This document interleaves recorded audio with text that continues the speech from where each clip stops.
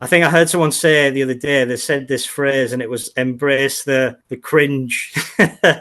Doing your own dances to your song and stuff. Yeah, nobody wants to see that. Yeah, I would put the idea of doing something like that. I'm not in it for the fame. Don't care about the Facebook likes or some material gain. No matter where you come from, I'm always the same. Edit or discredit me. But I realise the environment that I'm in and the way the music world is now. It's just advertising, isn't it? So like posting a clip of your song.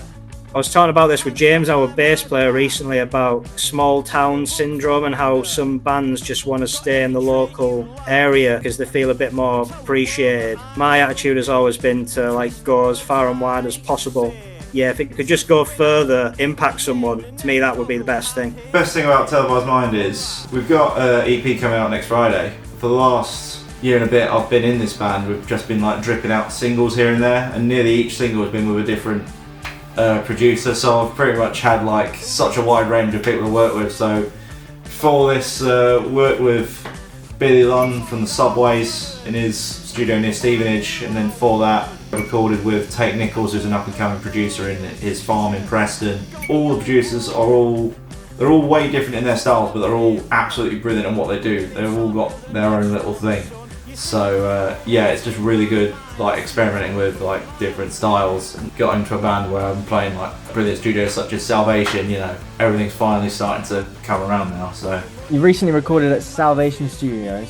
They got in touch with us and said, "Oh, Nick would like to work with like a select number of bands. If you'd be interested." The idea is that we're trying to make it more affordable for grassroots musicians, which it was. I'm not so much into bands like Oasis and whatnot anymore, but he was the sound engineer on Stone and Morning Glory, and he's worked with the Stone Roses, The Darkness, Bruce Springsteen. He's worked with loads of very well-renowned, very accomplished musicians. So for us to just have that day session with him, that's something that I'll be able to look back on and think, wow, that was pretty cool. And who would have thought that like 4 years ago, when I'd never even performed in front of anybody or written a song in my life. He did produce as well. He had some ideas that I think the song needed. So yeah, that was invaluable as well. For me, the song, it's not all about me writing the song, if you know what I mean. That's kind of just where it starts, and then it's like, right, how do we realise what this song is and what it's supposed to be about? And that song in particular, I really felt that Nick knew what was required, and he brought that out. And I remember a part where we were recording vocals. A lot of the songs are quite full on, in terms of the vocal delivery. Sometimes you need to come up for air kind of thing. And I was kind of skimming over the first words in the chorus, and he was like, that was awesome. I think it was one take. But he was like, what I think you should do is just make sure you pronounce those first words properly. And I really appreciated that, because it shows that he cared. He wasn't just there, be on autopilot. He cared how the song turned out. So yeah, I really appreciated that. We also worked with Jake Stainer, who was on the desk. I thought he did a good job as well. Yeah, we shouldn't forget Jake either. He was on point the whole way. He knew exactly what to do, what was required, and where the song was going. Well, he made it look so easy. For putting his input in, everything like that. It was really quick. It just seemed like water off a duck's back to him kind of thing. The whole thing was seamless. And that's the thing as well, sometimes you don't know how things are going to go. I'm always quietly confident that it's going to turn out all right and the way you want it to, but when you're going into a situation like that, you don't truly know until you do it kind of thing. Yeah, they were great. There's a good chance that we'll end up working together again. I think what it's taught me is that actually I should believe in my guitar playing a bit more. I'm not Jimi Hendrix, but having done that, having gone through that experience now, I feel better equipped that I can do it in the future. As it goes, we've got the mix back. It just needs tweaking.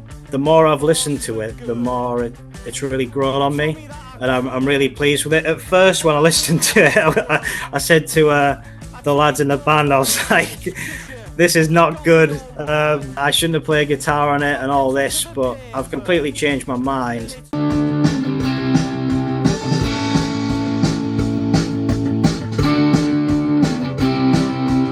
What kind of process do you go through when writing them?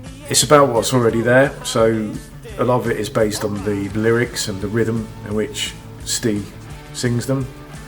The guitar parts, the rhythm of that, play sympathetically to the song, but also make it sort of a bit interesting. I also quite like something with a driving rhythm that gets people moving or dancing and just kind of make it feel good. So what's your core philosophy with Mind Over Matter then? What is the meaning behind this song, and why did you write it? When I wrote this song, I was actually up in Whitby, the North Yorkshire coast, with family who I hadn't seen for a while, and we were actually staying on a little old boat, and I was on the pontoon on the harbour, and I just started getting this song idea.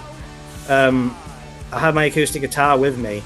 There's a line in it where it says, "Take a walk on the wild side." If you take a walk with me on the wild side. And on the boat there was a picture and it said "Take a walk on the wild side," and I just thought, I like that and it fits really well.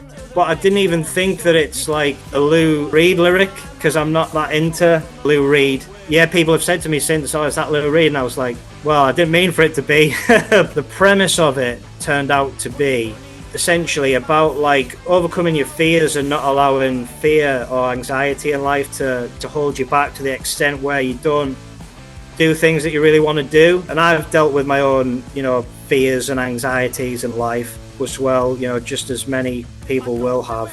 And it's very much about believing in yourself and taking control of your mind, just going after the things that you really want to do and not overthinking it. I spent a lot of time in the past overthinking to the extent that it was debilitating.